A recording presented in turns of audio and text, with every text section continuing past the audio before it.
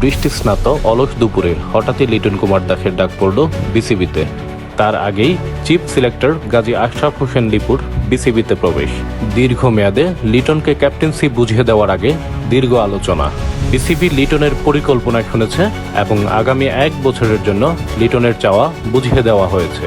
লিটনও প্রথমবারের মতো full time ক্যাপ্টেন্সির দায়িত্বটা লুফে নিয়েছে। এবার দীর্ঘমেয়াদী চিন্তাভাবনা করি, যেটা আমরা আগে বলেছিলাম, আমাদের ক্যাপ্টেনকে মনোনীত করেছি এবং আগামী বিশ্বকাপ 2026-এর যে টি-20 বিশ্বকাপ ফেব্রুয়ারি মার্চে অনুষ্ঠিত হতে যাচ্ছে, সেই বিশ্বকাপকে সামনে রেখেই সেই পর্যন্ত লিটন কুমার দাসকে আমাদের জাতীয় দলের টি-20 দলের অধিনায়ক হিসাবে মনোনীত করা হয়েছে। যে দলনায়কের যে দায়িত্বটা তিনি তার উপর অর্পিত হলো, আমার মনে হয় যে সেটা কিছুটা রক্ষা করা এবং সুন্দরভাবে সেটাকে ক্রুজ করার দায়িত্ব একজন খেলোয়াড়ের উপরও সবশেষ ওয়েস্ট ইন্ডিজ সফরের লিটনের ক্যাপ্টেন্সির দায়িত্বও দারুণ মনে ধরেছে বিসিবির। ক্যারিবিয়ান দ্বীপে লিটন ওদের হোয়াইট ওয়াশ করে তাক লাগালেও কথা বলেনি তার উইলও। 3 ম্যাচে মোটে রান করেছে 17, তবু লিটনই বিসিবির আস্থা। একটাই কারণ, অভিজ্ঞতা এবং লিটনের ক্যাপ্টেন্সির মুন্সিয়ানা। কথায় আছে form is temporary, class is permanent. তাই ক্লাসিক্যাল লিটনের ব্যাটিং নিয়ে বিসিবি এতটা চিন্তিত না। ওর বিষয় নিয়ে আলোচনা হয়েছে, পারফরমেন্স নিয়ে আলোচনা হয়েছে, হয়নি যে তা নয়, বাট আমাদের মনে হয়েছে যে ওর মধ্যে যেই সম্ভাবনাটা আছে, ও যদি নিজের খেলাটাকে ঠিকমতো গুছিয়ে নিতে পারে, তাহলে ই can be an asset for the team.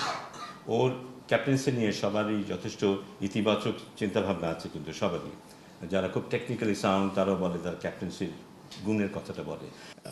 এখানে আমি মনে করি যে তাকে 3 নম্বরে ব্যাট করানো হবে এবং 3 নম্বরে ব্যাট করলে দলের যে চাহিদাটা থাকে, যে ইম্প্যাক্ট রাখার যে প্রয়োজনীয়তাটা থাকে, সেই রকমভাবেই তাকে গড়ে তোলার চেষ্টা টিম ম্যানেজমেন্টের তরফ থেকে থাকবে।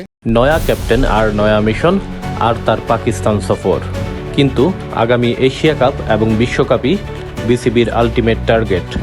2 সফরের 7 ম্যাচের টি-20 ম্যাচকে দেওয়া হয়েছে বড় ইভেন্টকে মাথায় রেখেই। 16 সদস্যের স্কোয়াডে সবচেয়ে বেশি আলোচনা 2 বন্ধু মেহেদী মিরাজ এবং শান্তকে নিয়ে। সাবেক ক্যাপ্টেন শান্ত কোন বিবেচনায় টি-20 স্কোয়াডে এবং মিরাজ কেন নেই সেই একই দলে? শান্ত আমাদের এক্স ক্যাপ্টেন ছিলেন। আপনি দেখেন টিমটার দিকে তাকিয়ে, you need some experience as well. তো কিছু experience you always need to carry with the team. Miraz is a very very important বলি, ভ্যালুয়েবল বলি আমাদের জাতীয় দলের জন্য।